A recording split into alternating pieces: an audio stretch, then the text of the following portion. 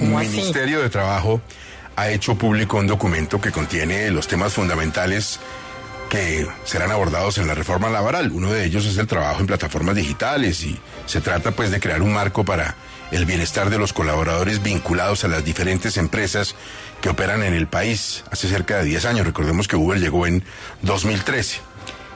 El Ministerio de Transporte anunció públicamente la decisión de presentar un proyecto de ley sancionatorio que permita a la Supertransporte bloquear a las plataformas que intermedien servicios de movilidad.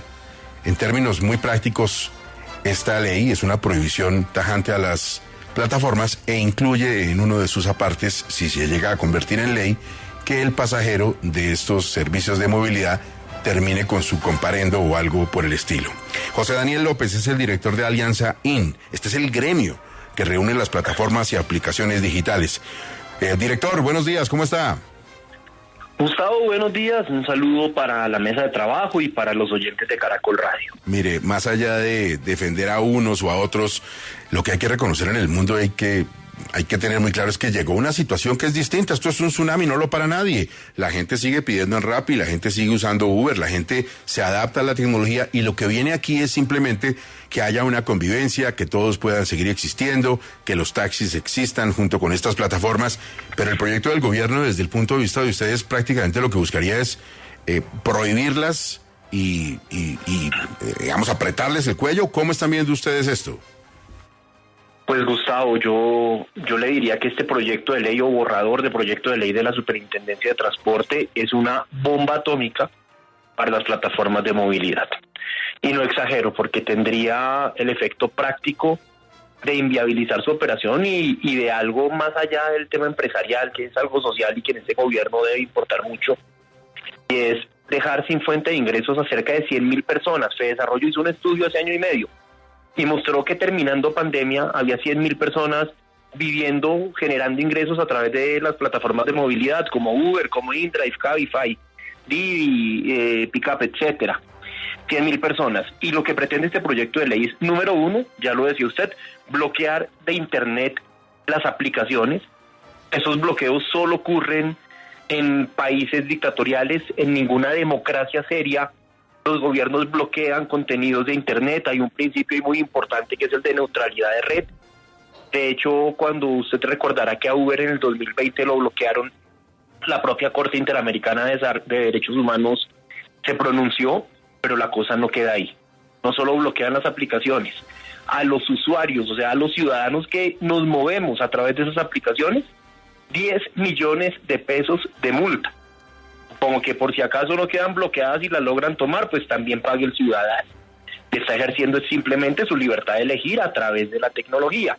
Y los conductores, yo creo que en ellos hay que centrar esta discusión, no solamente los dejan sin fuente de ingresos, sino que en el evento en que alguno preste un servicio de estos, le ponen le imponen una inmovilización que va de a 1 a 3 meses, así que estamos hablando de un borrador de proyecto de ley de una gravedad absoluta que va a destruir el trabajo de 100.000 personas y nos va a mandar de regreso al siglo XX. Director, esto en Colombia se sigue insistiendo en penalizar en este tipo de plataformas. En el mundo, ¿cómo están estas plataformas? ¿Son legales? ¿Se utilizan abiertamente? ¿Cuál es la experiencia? Por término general, lo que se ha hecho es generar reglamentación para habilitar el funcionamiento de estas plataformas como transporte privado. Si vemos lo que ha ocurrido en México, en Brasil, en Chile, en Panamá, en Ecuador, en República Dominicana, en Europa, en los distintos estados de Estados Unidos, lo que se ha hecho es reglamentar, dar reglas de juego claras, entender que esta es una realidad que, como lo decía Gustavo ahora, llegó para quedarse, pero es absolutamente insólito. En el año 2022, un gobierno pretenda de un plumazo a través de un borrador de proyecto de ley erradicar un sector tan importante de la economía nacional.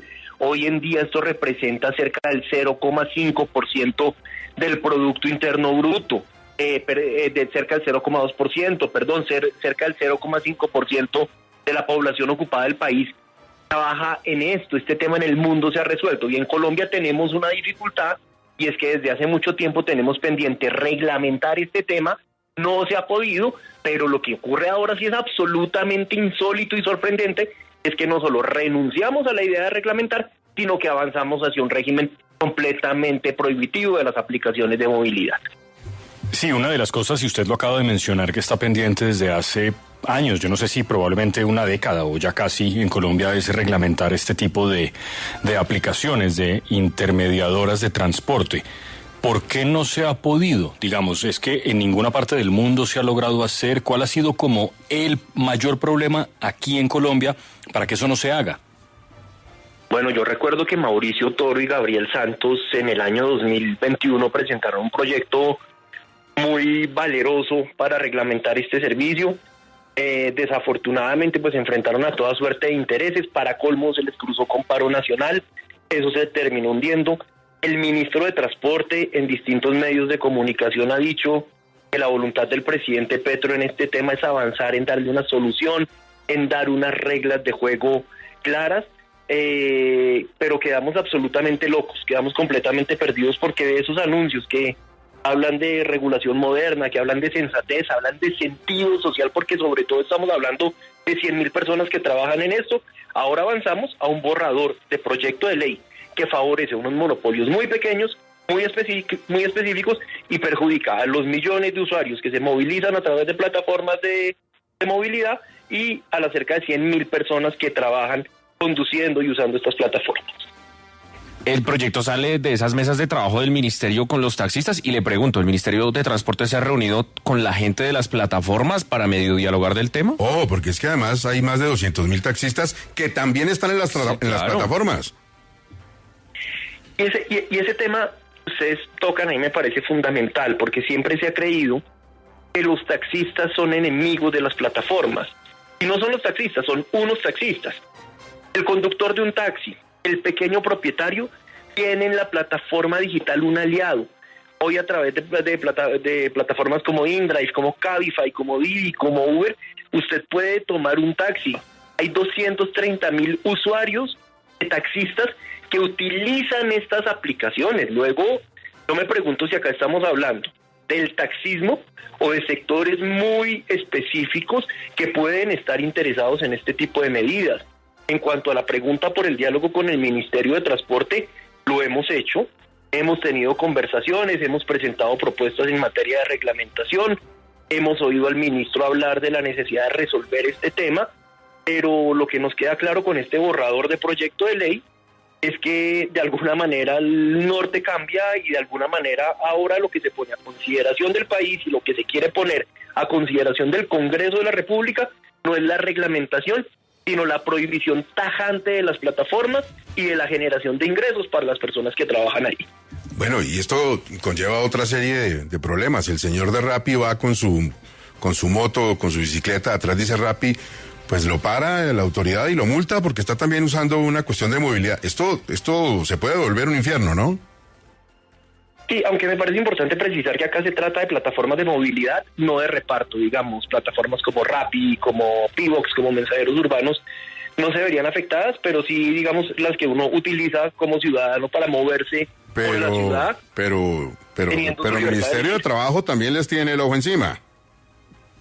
Y ahí hay un tema muy importante de coherencia, y es, entonces, en la reforma laboral venimos avanzando en un capítulo sobre trabajo en plataformas digitales, con un liderazgo y unas garantías que debo reconocer públicamente el Ministerio del Trabajo. Estamos intentando llegar a acuerdos, pero ¿cómo es posible que por un lado queremos reglamentar el trabajo en plataformas digitales de movilidad y por otro lado, otra cartera del gobierno lo que pretende es prohibir esta forma de trabajo? Eso sí me parece incomprensible.